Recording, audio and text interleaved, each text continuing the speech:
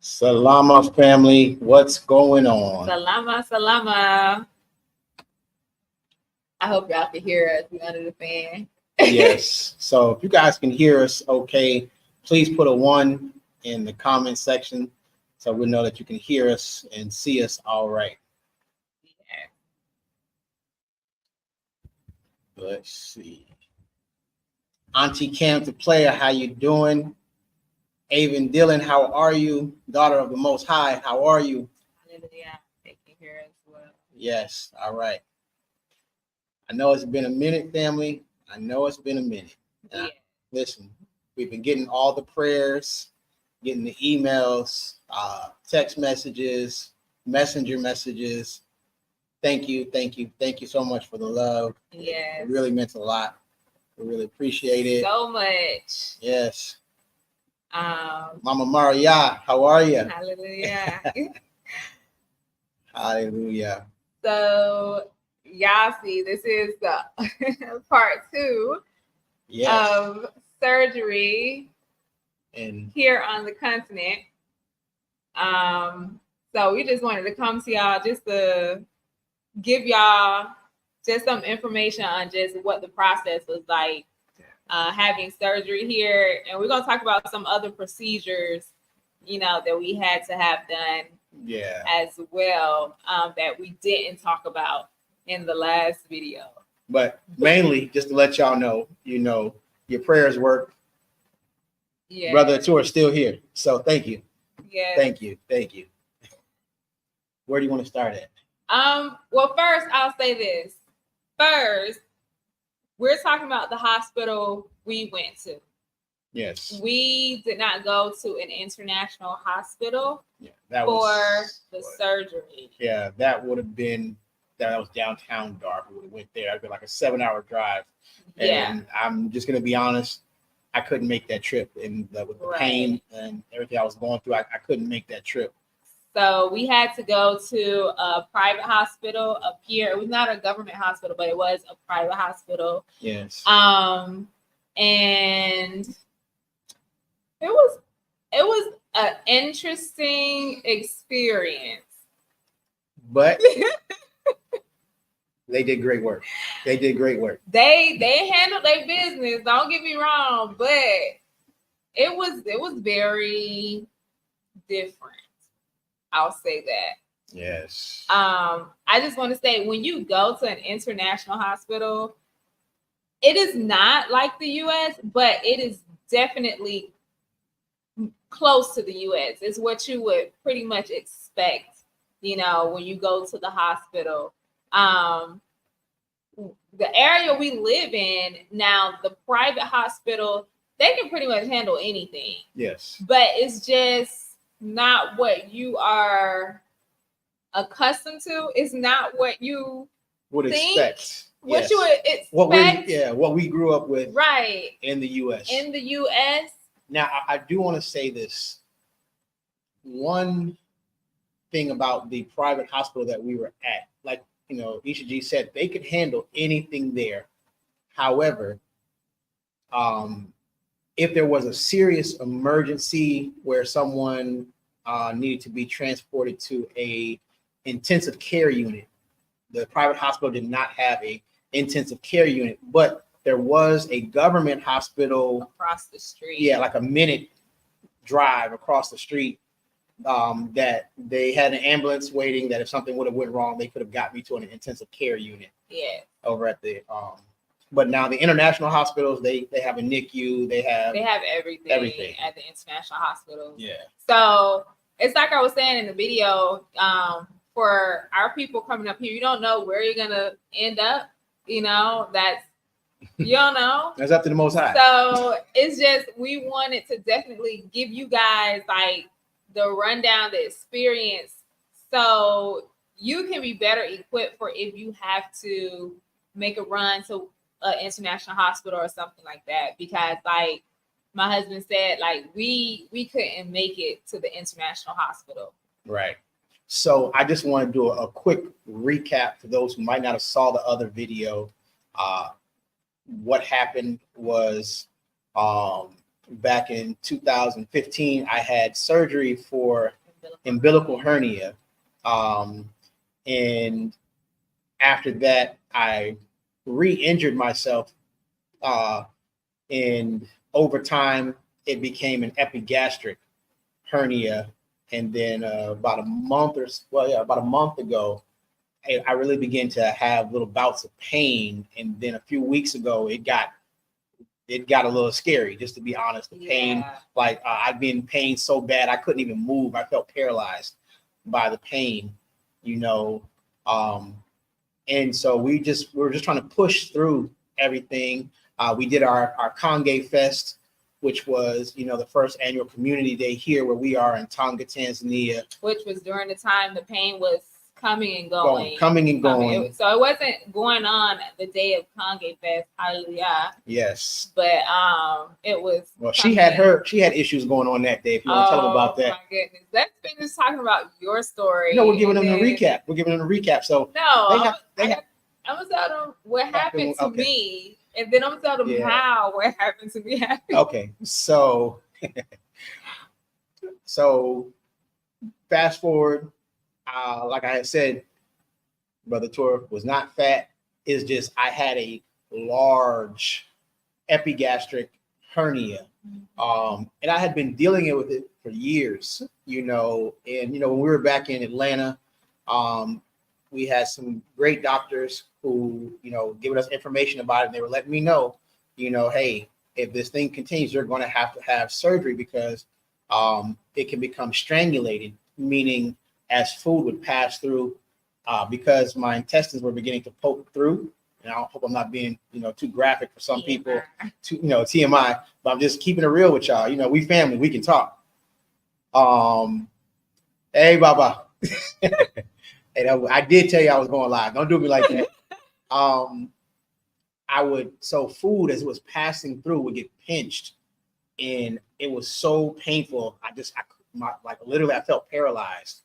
And I would just break out in these sweats, and I couldn't breathe. And Isha G would just begin to just pray for me until it would pass. And then we just knew, okay, we got to do something about this, because I called my doctors back in the U.S., you know, and I just want to take a minute to give a big shout out to Dr. Cook and Dr. LeBoyd. Oh, yes. Listen, they were amazing. And I want to give a shout out to Dr. Joseph and Dr. Rashid here, because they didn't, you know, be like, you know, well, we're the doctors here. You know, they heard what, you know, my doctors back in the U.S. had to say. And, you know, everything worked out. I just love that, you know, our people were able to work together and, you know, keep your boy alive, you know, along with the Most High, of course. But so had the surgery, I went in. So let me tell you about my experience in there. So got to the hospital on a Tuesday and got there, went to check in. They, you know, checked my weight and everything, checked my blood pressure, all of those good things. They asked who was the next, you know, kin for contact information. I was like, this is my wife. She's right here. So she was like, I'm not going nowhere. I'll be right here. If y'all need me, I'll be right here. Some things we do have to get used to is the protocols here are not what we're used to. Like, you know, in the US, you're used to sitting down. Anybody who's had a surgery or just anything medical, you go in, they ask you, what's your blood type? You know, are you allergic to anything? Are you on any medicine right now? Have you ever had any bad experiences with anesthesia, things like that? Here where we were at, they didn't have those type of protocols. So I had to give them, like, tell them all that information. And it's not to talk bad about them. I'm not going to diss them. That's not what I'm doing. I'm just being honest with you guys about the protocols. The protocols aren't what we're used to, you know. Hugs back, guys, love. And so I had to give them a lot of that information, because there are some things that I'm allergic to that I cannot have. So I had to share that with them to make sure that if there was a problem, they could not give me certain medicines. So we got that handled. Sorry, there's a cat in the yard, so the dog is outside having a fit. Yeah. And so then the next morning, no, they took me to my room. So as you all know, in the US, you go into your room, you got your button for your call buttons if something goes wrong. It was a decent sized room. Yes. Just like you would pretty much have in the US. We got a private room because here you can either have a private room or you can have a room where there are many other people in the room with you. And from what I hear, you just don't know how many other people might be in that room with you. But we had a private room. A lot of times the locals don't get them because they can't really afford to get a private room, but the private room was only 50,000 T shillings per night. Right. So we did the private room, but it was good for what we needed it to be. Had a TV, had a refrigerator, had AC. And it had 2 beds because you're allowed to have one person stay over with you. Right. And it had 2 chairs also. Large chairs for visitors. Bathroom with a shower. Which, showers here, unfortunately, most of the showers here are, what do you call it? Like wet baths. Wet rooms, yeah. And I don't think that's, safe for a hospital, but that's what they had. So it was what we needed. It wasn't what we were accustomed to. I say as far as aesthetics go, it wasn't what we were accustomed to. Right. But it was what we needed. It wasn't up to what we would be expected, but it served its purpose. Right. So they came in, they put a line in, so they put a pick in my hand, so it would already be ready for the IV and any medicines they need to give me after the surgery. Let's see. Then they came and got me, took me to they call it a theater here. Now, wait.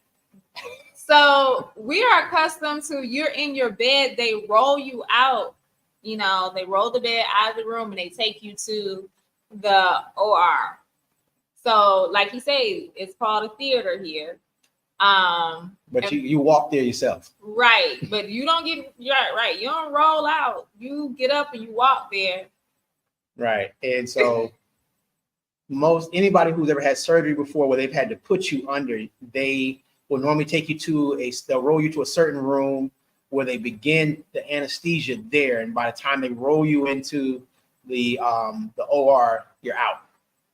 Not here. They walked me to their theater, which is their OR. The nurse told me, she said, go in this room and take off your clothes because I still had on my regular clothes. They didn't give me a gown or anything. And this is still funny to her because so I walk in there and I'm like looking like, are you going to give me a gown? She goes, no, just take off your clothes and wrap this sheet around you. Yes, she told me to just wrap the sheet around me. So I'm like, all right. So I didn't get no hospital socks. I had to walk into the surgical room. I walk in there and there's just this table. It's the anesthesiologist, the surgeon. And anesthesiologist was great. Yeah. He was really great. Yeah. And the 2 nurses. And so I walk in, right? And I don't know if they were playing like Candy Crush or what it was, but they were on their phones. The surgeon and the nurse, they're on their phones playing games. And I'm like, yo, y'all about to cut me open, but y'all can't play games on your phone. I'm like, y'all must do this type of surgery all the time because y'all real confident. So then I go to the table. And now, first of all, it's not like the type of bed that, you're used to for surgery. All right, I'm gonna be honest. It looked like one of them tables that like you see in the morgue, the metal cold table. So and it had these little steps. So he's like, oh, just walk up there and get on the thing. So I get on the thing and I'm like, you're not gonna put nothing under me? Like, no, you're good. Just lay down on the table. okay. I'm like, Most High, I'm in your hands, you know. And so then I got the sheet over me. I'm butt naked under the sheet, right? And I'm gonna be honest, at first I kept my drawers on because I'm like, yo, I don't know what's going on here. I'm like, they operating on my stomach. So, and the doctor's like, oh no, you gotta take everything off. We don't want it to be contaminated. And I'm looking like, have you seen this room? And so he's like, you gotta take it off. So all right, I'm like, all right. So I take it off. Now I'm naked under the sheet. And then they take the sheet off. So I'm just laying there naked. Everybody's standing there. I'm like, okay, hey, how y'all doing? And so then the anesthesiologist, Baba said he's looking up how to do surgery online. And so the anesthesiologist, he starts talking to me, and he like kind of puts my arms out, like, how they always show somebody on the cross. And so I tell him, because I'm trying to be cool, you know what I'm saying? I'm gonna be honest, I'm a little like, what's going on here? And I'm like, are you about to crucify me? Because you got me, you got my arms out on this thing. And he's like, oh, no. And so then he starts talking to me, and then he's like, good night. And I said, okay, good night for me. I said, I'll see y'all in a few minutes. It's going to be a couple of hours, but I'll see y'all in a few minutes. And then I was out. So then I begin to wake up, surgery went well.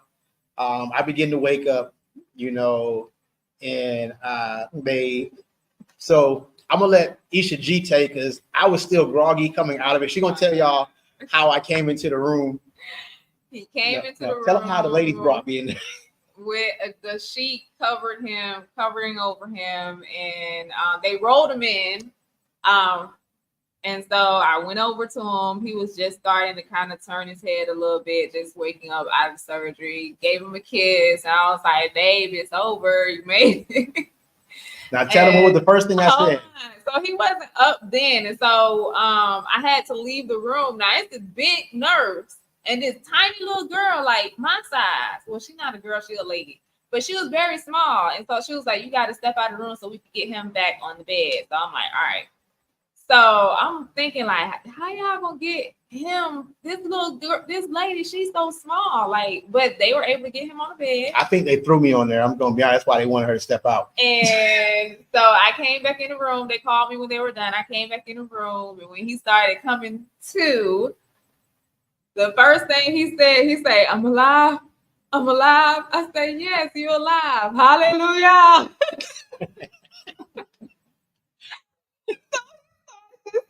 Hallelujah. I'm like, yeah, babe, you made it through the surgery. I had to praise my Father in heaven. You know what I'm saying? I was still here. So I had to give him his praise first. Yes. But then that's when everything started for me, because he was so uncomfortable. They wouldn't allow him to lift his head up right away. And as he's coming out of the surgery, he's so uncomfortable. He was like, I feel like I can't breathe. I'm laying so flat, because the bed, even though it was flat, the head part of it was just so slightly tilted downwards. Right. So but let me talk about that. So here's one of the things that the hospital, they did a great job, and a lot of their materials are hand-me-downs. Just being honest, it's a private hospital, but a lot of their stuff was hand-me-down. So a lot of these were old, used beds. And so they really need some new items there, and prayerfully the Most High is going to bless us to be able to be a blessing to them. We're working with, another NGO to try to get some items here to the country, but that's why the bed was like that. Yeah, I mean, it worked. They had the remote that could lift up the head part and everything, so it worked fine. Yeah, it was just back too far. So no, I get to tell the beginning of this part. No, this is when let me start. Everything for me. Do you remember this part? I just want to talk about the first part, and then you can talk. So, like she said, I'm laying there, and I can barely.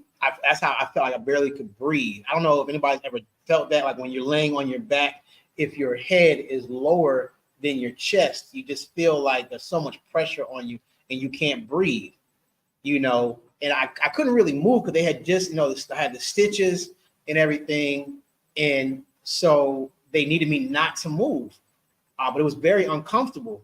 And so I'm laying there, and it had been a lot over the past couple of months, preparation for the community day. Like she said, she was dealing with, we didn't talk about that yet, did we? Okay, I'm gonna let her talk about that in a minute.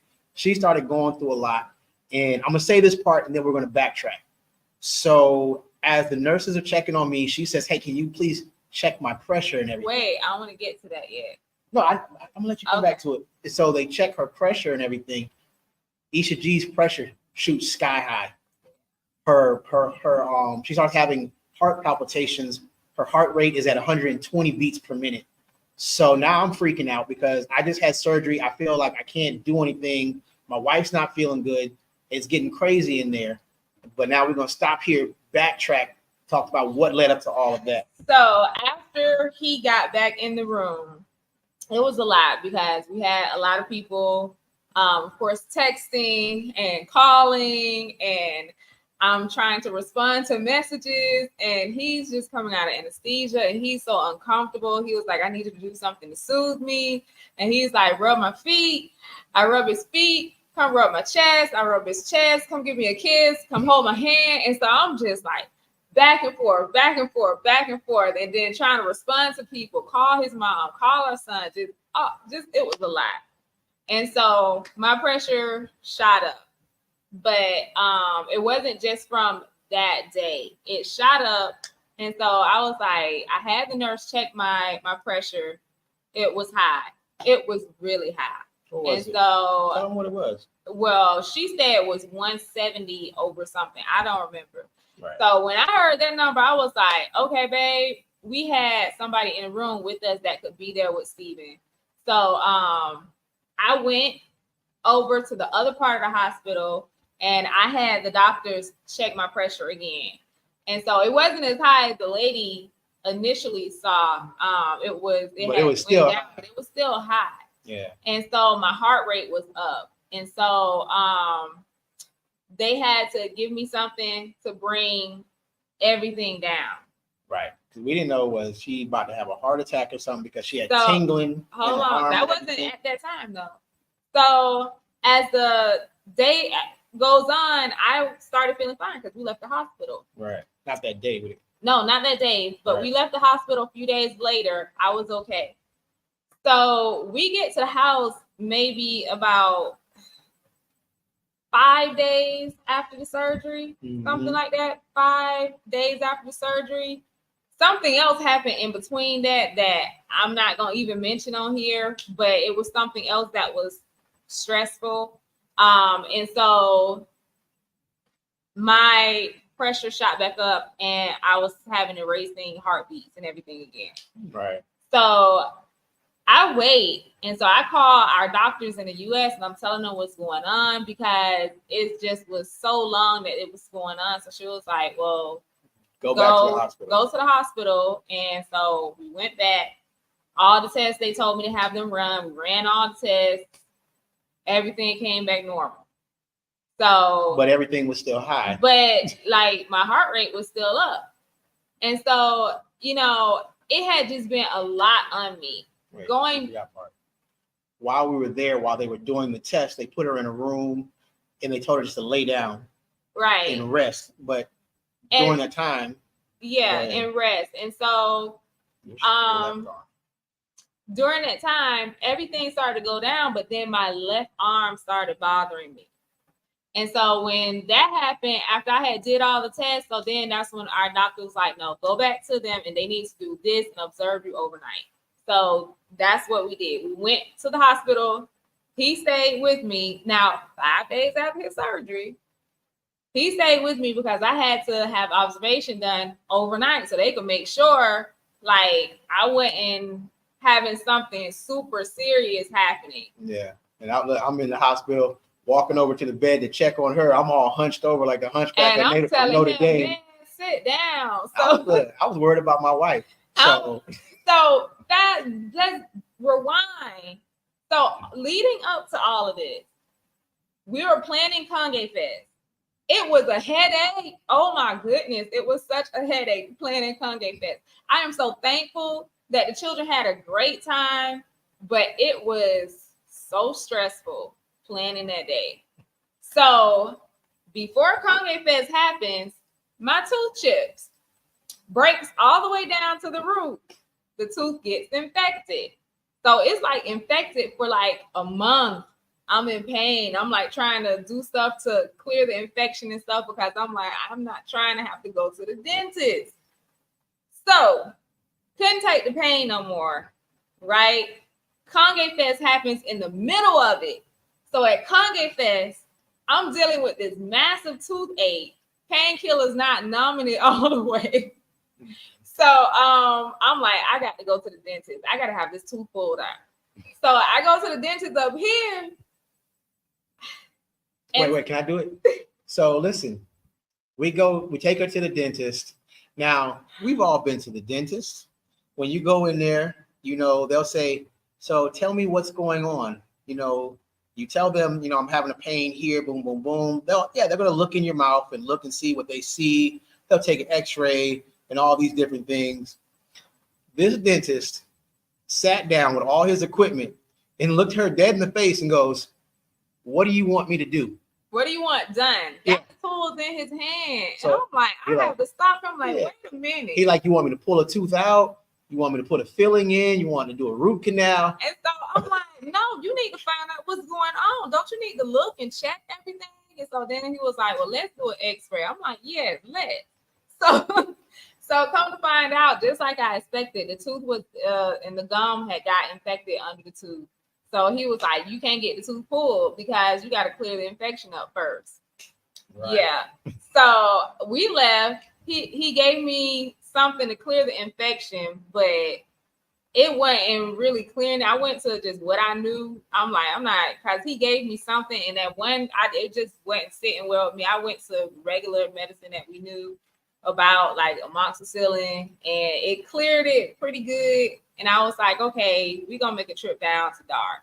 Right. So made a trip down to Dar to a really good dentist's office down there. Got the tooth pulled, but Lord have mercy. Oh my gosh.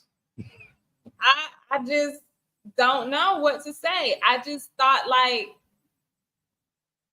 I don't know. I was just praying, just with tears rolling down my face. Yes, it was in so Dar es Salaam. Painful. Stephen had to hold my hand so I ain't hit this dentist. So, but it wasn't her. It's just because it was still one little area where it was still some infection. So that area, if y'all know if your gum is infected, they can't numb it. So it literally was numb all the way except for one area. And I mean, it hurt so bad. It hurt so bad. Yeah. And then once we got back up here, that's when my stomach Right. The very next week. Right. My stomach just was gone. And that's when we were like, okay, I got to go to the hospital. But we were like, I was in so much pain. Like I said, I couldn't go down the Dar. I wouldn't go make it like because I asked, I'm like, babe, I prefer to go to the international hospital. He was like, babe, I ain't gonna make that drive. And so I was like, all right, well, we just gonna have to pray and go on. So that's how we ended up. The very next week we had to have a consultation with the doctor. He was like, yeah, you need to come in here. And so it was a few days later, we ended up having to get the surgery done. So him being in so much pain and me just like, oh my goodness, Abba, like I said before in the other video, how much pain he was in. It was so scared because he couldn't move. And if you guys know a hernia, like it pushes forward and it got so tight. And then at the same time, it started making him vomit. Yeah. And so the vomiting was pressing that thing out even more. But the vomiting did help alleviate the pain. Because it was forcing the obstruction to come out the other way. Right. So, and each time it was when we started praying over him, that's when he began to vomit. Right. And so it forced the stuff to come out the opposite direction. Right. So and just want to add, I was very thankful that I know the Most High was the one behind this to allow me to go in there and get this done, because they thought it was going to be a simple surgery at first, and then the doctor let me know it was a little bit more intricate than he thought, because once he got in there, he saw that the previous hernia that I had was still kind of there, and it was connected to this new one. Yeah. And so he had to cut some stuff out, and there was one piece that it had created its own blood source. Yeah, that sucker just was just like, I ain't going nowhere. Right. So I have a little indent on my stomach now from a little part that they had to take out, and so I'll be looking at it like, man, I hope once all this swelling goes down, it don't stay there. It don't matter. You good, you alive. That's all we care about. So yeah. So all of that happened literally within about a month and a half of like nonstop back-to-back stuff happening. Yes. Non-stop. Yes. I mean, from planning Conge Fest, the toothache, to Conge Fest with the toothache, getting it strapped, it was just back-to-back. And so I think after the surgery, I was already like, of course, praying and trusting the Most High, but sometimes you don't feel like you're stressing, but you're stressed. You just have a lot of stress. And so, coming to a hospital you're not accustomed to, you're looking all around like, okay, all right. So you don't know, if I know how the room was, and it's like, it's not what we're accustomed to, how is the other room going to be? And so then, he described how it was. So I just know that, of course, when anybody goes in for surgery, you're kind of like on edge. And then for him, he had, from his previous surgery, he thought that it went bad and he scared me. And so this surgery, I was very concerned. And so I just think my body just literally just had it, and it just reacted to all the stress over however many weeks straight. Yeah. So she decided to scare me back. I wasn't trying to. So I would say this about surgery. It wasn't bad. Right. It wasn't bad. They did what they needed to do. And scar, because I recently had my stitches taken out. And the scar that I have from where they cut me, it runs up and down. The one I previously had, went left to right. And the one I have now, you could barely tell. Like when they first took the stitches out, and I had ECG take a picture of it, and I was looking at it, and I was joking. I'm like, did y'all actually cut me open? Yeah, because that's how good it was. Straight and small, the little So sliver was. So I would say for everybody coming here, it's good if you come here. I don't know when. If you come here soon, you plan on coming here soon, and you're in an area where you cannot get to an international hospital, this is something I would recommend you do now. Whatever doctor you have, if it is a good doctor, you have a good relationship with the doctor, explain what you're doing, and you want to get that doctor's number. So if anything, you can call that doctor and get consultations about whatever you may need to have a consultation with that doctor for. If you keep your US phone, there are lots of telemedicine companies, and you can get consultations from them also. So I would recommend definitely having some of them on speed dial. Just if you feel uncomfortable with the hospital, just to get some reassurance that things are going according to how they should go, I would say definitely do that. And remember the protocols in the US. I'm not saying you got to remember every single thing, but certain things during check-in is important for you to remember. Even if they don't bring it up, you remember those things that we know are important in the US. make sure you get my next of kin. Make sure you get, this information about me. You make sure you tell them all that information, just in case they don't ask. One of the reasons, like for him, they didn't ask him about his allergies, but I think one of the reasons because they don't deal with a lot of them here. So I don't think that's a common question, but for us coming from the West, we deal with all kind of stuff. So you have to let them know certain things that they may not know because they don't deal with certain things here on the continent or in whatever country. So that would be my advice. Definitely be prayed up. And all this information is if you can't make it to an international hospital. If you feel more comfortable going to an international hospital, by all means go. But in our situation, we couldn't go. Right. So we had to trust the Most High. And he had both of us. And, it's still been, some trying. We're still healing up, both of us. But we are thankful to the Most High that we are here and that he's helping us through. And like we say, we're thankful for all of your prayers. Yes. Because it has been a doozy. So we just decided, we're like, I know we haven't put out a lot of videos, but we've been doing a lot of work here behind the scenes, pushing for certain things. There's so many things that we're trying to get done. And so we're like, we need to take a break. We need to just take a little break and breathe, recover, rest. And even after we're recovered and everything, just take some time to just relax because hey son, welcome to the channel. Everybody, this is our son Asante. He's in Las Vegas. Yes, he was worried about us. So, he was staying on the phone, checking on us while we was in the hospital. Yes. So, hey, son, we love you. Yes, we love you.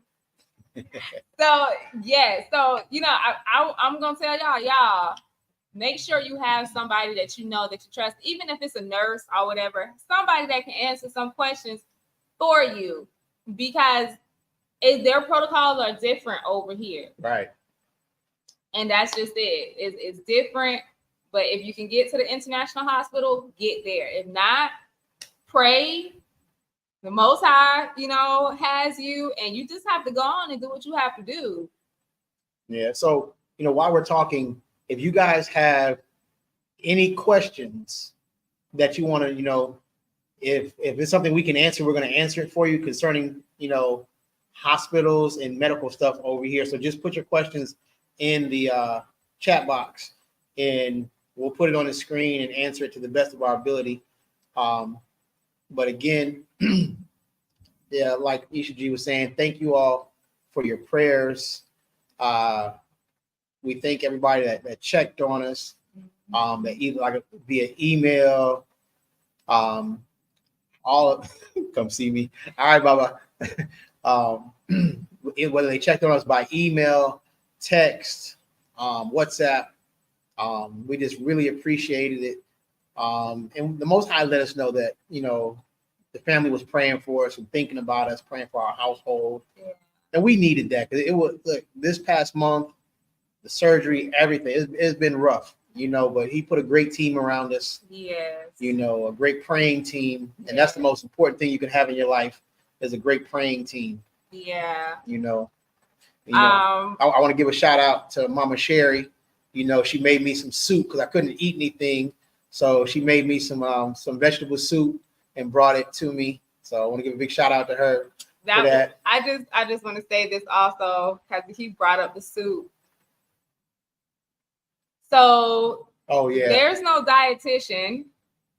So when the patient has to eat, you have to have a family member bring your food. So there's no dietitian there. So they tell you what you can eat, and we're just like, okay, where can we get it? And they looking at us like, well, you need to go home and make it. So, but Mama Sherry, she looked out.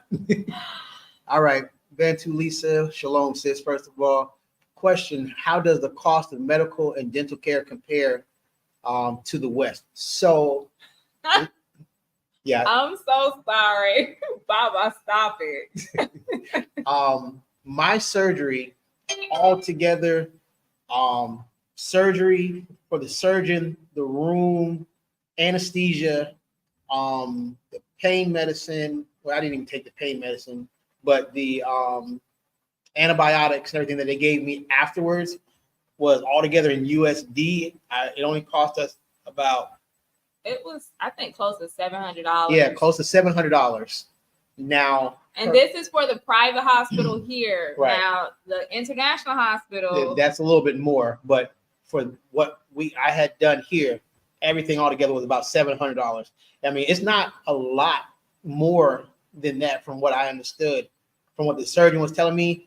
It's not as that much more, maybe a few $100s more at the international hospital down in Dar, because he's done surgeries there as well. I think the international hospital would have cost about 1,000 Altogether. USD altogether for him to get everything. But you get, of course, a little bit more with that. You get the dietitian, you get the food brought to your room and everything when you go to the international hospital. You're gonna have your gown, you're gonna have a room that's more up to date. Yeah, so and then the dental, it cost us, I think, about, for me to get my tooth x-rayed and pulled, it cost me about less than $100. It might have been like 80, $90. Yeah, to get everything done. So and that included the medicine that they gave you afterwards, right? The mouthwash and stuff. no. So I think with the mouthwash and the medicine they gave you, probably about $100. It was probably about $100. Yeah. All right. Do they have consultants or doctors and nurses only that about the aftercare? So here you can actually get we have the surgeon and the hospital, the person who owns the hospital we were at, we have both of their direct numbers. And you better know we was blowing them up like, hey, what about this? What about that? But so the doctors do the consult, they do the consultation. And you can come back and see them like we did a couple times, just so like I said, I had to get the stitches taken out, and I wanted them to just make sure everything was going good. They also have something here called polyclinics. Mm-hmm. So it's like an urgent care that you can go to. And polyclinics here can do just about anything as well, except for surgery. They have to do it at the hospital. But most people go to the polyclinic for the consultations with the doctors. Mm-hmm. So they do have those. And polyclinics are definitely a lot cheaper. Like to see a doctor, it's like 10 to 20,000 to see the doctor. Your medicine might be like 2,000. Oh, sorry. I'm so used to T-shillings. Yeah, she's not talking $20,000. She's talking about T-shillings. So what would that be? So it's like maybe $5, maybe up to about $8 to see a doctor here for a consultation. Now, if you go to Dar es Salaam, it's going to be around $25 to see a doctor, like if you want a consultation or something like that. So yeah, it's about $8. Yeah, so it's very reasonable. Your medicine, though, Tanzania, unlike many other countries, it's very easy to get medicine. If you know the name of it, you can go to any pharmacy and just say, this is what I need. And if they have it, you can get it. You don't need prescriptions here. So Auntie Kim, the dentist is downtown Dar es Salaam, like going towards the airport. And the name was Smile Dental. Yeah, they have different ones, but we went to the main one. Yes, we went to the main one. It was very nice inside. It was what you would be accustomed to. Definitely kudos to Smile Dental. It was very clean. And they did something I don't even do in a lot of places in the US. Like it's like you cannot walk in the back room without your shoes being covered. So they give you the covers to walk in the back. So it was really nice. They had professional equipment. They had the digital, they did the X-ray and it went straight to the computer so they can see everything. And it was just very professional, very accustomed to would be what we would be accustomed to. So it was nice. And I have to add this: the doctor, the dentist that was doing it, she, we told her how much pain my wife was in, and so she asked my wife, "Well, what's relaxing to you?" My wife told her, listen, oh yeah, I like she likes some smooth jazz. So the dentist, she actually turned on some smooth jazz while she worked on her mouth, just so that to try to help relax her. So I thought that was cool. I didn't hear not one thing when she was pulling it, but the music was on before she started pulling the tooth out. Yeah, she turned on the music to try and relax me. I asked her to give me some, what they call laughing gas, but they only give it to children here. I was like, please, I'm a child today. Like, give me some. Let's see. All right, Shine Moss. I have not seen any nursing homes here in Tanzania, and reason being, so the children take care of their parents here. Yeah. So when the people get older here, the family takes care of them until they die. They don't, do like in the US, so yeah. I have not seen any nursing homes or even heard of them because they stay with their children. Yes. And the thing is, a lot of the older people, it's not like in the US, you see old people still working. Yeah. So they work until literally they can't work anymore.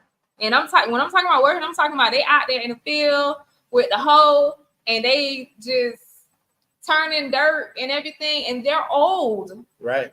But yes, they work a long time out here, but the children, yes, take care of their elderly parents out here. They don't send them to a home or anything like that. So no, and it's like that across majority of Africa. Most African countries we've heard that's just how it is. The children of that person takes care of them, or the grandchildren, So now if you do have a relative, a family member that they need medical care, maybe that could be possibly one of the reasons where you send somebody to one of the homes. You can get nurses to come to your home here. So that is something that they do offer here in the country.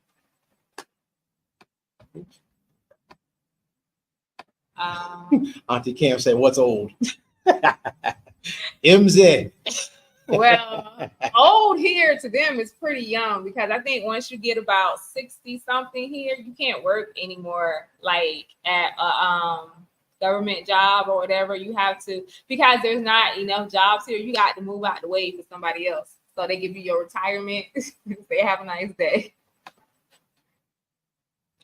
So yes, they have midwives here that come out for people who are giving birth at home, or if they're giving birth at a hospital, you can have a midwife come. And they do have the classes and everything here. So, yes. Yes, they have a lot of midwives here. Hold on. No, Auntie Cam, 73 is not old. No, look, it's not. If Adam was 960, you still a baby. It's not old here. And here's one thing also, if you're a resident, I'll say for Tanzania, you can get health insurance here. Yes. It's about $150 a year. Which is not bad.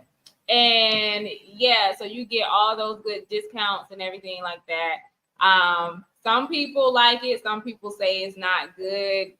But they do offer it now, and they're trying to get more of their people into getting health insurance. So if it's something you don't want to pay like a bunch of money for, you can get health insurance here. And they do help cover surgeries and all kind of things like that, because we've looked into it ourselves. Right. And, but some people have said, but it's just like insurance in the US. You got some people who love Blue Cross Blue Shield. You got some people who hate it. So yeah, and there are several health insurance companies here. So right. I think most of the African countries now have some things like that. So you just have to search around and see who has benefits that you actually think are the best. Right. Yeah, so they do have it. Yes, it is frowned upon if you don't take care of the elderly. Yeah, because they took care of you. So So, you know, when they get old, it's their turn. Right. I mean, it's, you know, that's a commandment. Take, you know, honor thy mother and father. You know, it's not just in the way that you conduct yourself; it's in the way you take care of them. If you want your days to be long, you know. So, is there anything else we can share? Let's see. I just want to say, after having had surgery here, again, no, it was not what I was used to having had surgery in the U.S. But I'm very confident when I say this. If you're concerned about coming over here and the Most High telling you to come is, you know, I've got some pre-existing medical issues, they can handle anything here, you know. And I know we are not people that want to be on medicine and stuff like that, but unfortunately, some people have to be on medicine until the Most High, you know, heals their bodies. And so they do have most medications over here. A lot of times it's a different name. So that was one of the things with me, because I did have to take medication that night, you know. And so I was calling our doctors and I was asking them, like, what is this, you know, that they're saying that they wanted to give me. And so I was asking them, what is this? What's the side effects and this? Because it's not the same name. Some of the medicine here has the same name and some of it does not. So I was very fortunate for that, to have them tell us that. So they do have most medications over here. Right.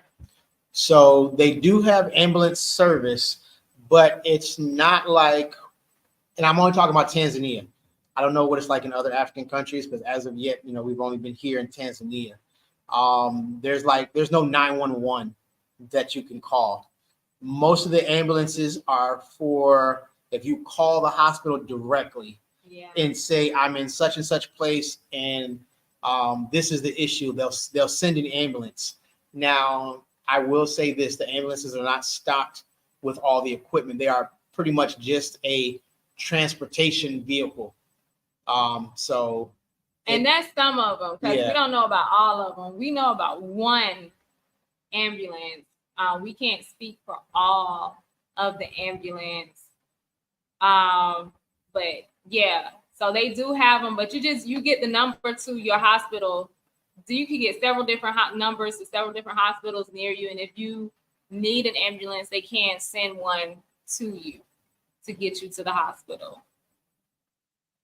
What do you say? People need hospitals. Yeah, there are actually, Avon, there are actually some doctors out here that they only use natural medicine. Now, they're not the ones at the hospital. Right. But, you know, there are some doctors that they do offer it, but they're not, like we say, like hospital doctors. So they're doctors, but just they don't work at the hospitals. Right. So hospitals are there to make money. You know, they're there to save lives, but they're also there to make money. Right. And they're gonna make more money by giving you a medicine from So we're just, you know, thankful, because the word does tells us that Abba's going to cleanse our blood. Mm-hmm. And so I know that means that he gonna cleanse all this messed up out of us that they done did to our bodies, right, and stuff. So, you know, we are waiting for that day. Yes. So everyone, thank you. And again, if you guys would like to be a blessing, you can go to our Cash App. It's scrolling at the bottom, $ Stepping Stones to Home, spelled completely out, just like that. What's Baba saying now? Now he's talking about the ambulance. Yes, the ambulances are privately owned. So they're privately owned by each hospital. There's not like how we have the fire department has the ambulance and stuff like that. Yeah. 1619 Brood, what's going on, my brother? Good to see you. But yeah, if you guys like to be a blessing, again, you can if you want to be a blessing to our household, our Cash App, Stepping Stones to Home, spelled out completely like how you see it on the screen. And if you would like to support what the programs that we're doing, you can go to our website, ZionUrbanDevelopment.org, and click our donations page, and it is tax deductible. So we thank everybody that has been giving. We thank everybody that has been a blessing to us. Yeah. So we like we told you guys, we're gonna be resting for a bit. And we're gonna, once we have something, we'll be putting stuff up, you know, as the Most High leads, but we gotta rest these bodies up here. Yeah. So yeah, hallelujah. All praises to the Most High. Yes. And man, look, when Isha G and I, when we tell you guys we love you, we don't just say that. We really mean it, because as we all know, for a long time all around the world, Black people have been taught to hate each other and to not be there for each other. And, you know, most of you guys, we don't know you by face. We just know your handles from on here. Some of you we know by face. Some of you we've met in person. You know, some of you have been big blessings to us. But look, me and Isha G, we miss y'all. And what we mean by that is we can't wait for the Most High to release all of y'all to join us here on the continent. We miss our tribe. Yeah, we do. You know, it's great to be here on the continent, but we miss our tribe, you know, and we can't wait till the Most High releases all of y'all to get over here, you know. And so, family, y'all be on the lookout. You know, like she said, we're going to be resting for a little bit, still recovering. You know, once we're 100%, we'll be back on it, you know. But right now, just taking some time to heal up, hear what the Most High has to say, and we'll let y'all know. Yeah. So that's all we have. That was our experience, and we hope that y'all got a lot out of it. And y'all be blessed. Yes. Until next time, shalom. Shalom, family. Shalama.